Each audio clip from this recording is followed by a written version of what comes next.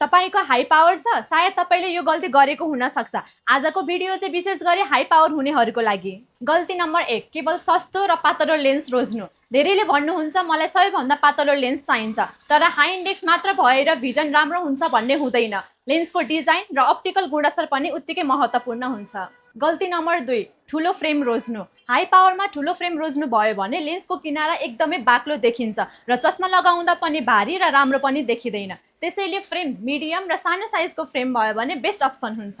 गल्ती number 3, premium coating नलगाउनु। High power लेन्समा रिफ्लेक्सन धेरै देखिन सक्छ। राम्रो एन्टी रिफ्लेक्सन कोटिङले भिजन अझ स्पष्ट बनाउँछ, रातिको ग्लेयर कम गर्न मद्दत गर्छ र लेन्सलाई स्ट्रेच हुनबाट पनि जोगाउँछ। गल्ती नम्बर 4, पिडी र सेन्टरिङलाई व्यवस्था गर्नु। हाई पावर लेन्समा 1-2 मिलिमिटरको फरकले पनि भिजन असहज हुन सक्छ। त्यसैले डिजिटल मेजरमेन्ट र सही सेन्टरिङ धेरै महत्त्वपूर्ण हुन्छ। गल्ती नम्बर 5, लाइफस्टाइल अनुसारको लेन्स नरोज्नु। यदि तपाईँ दिनभर कम्प्युटर चलाउनुहुन्छ भने डिजिटल सपोर्ट भएको लेन्स तपाईँको लागि उपयोगी हुन सक्छ।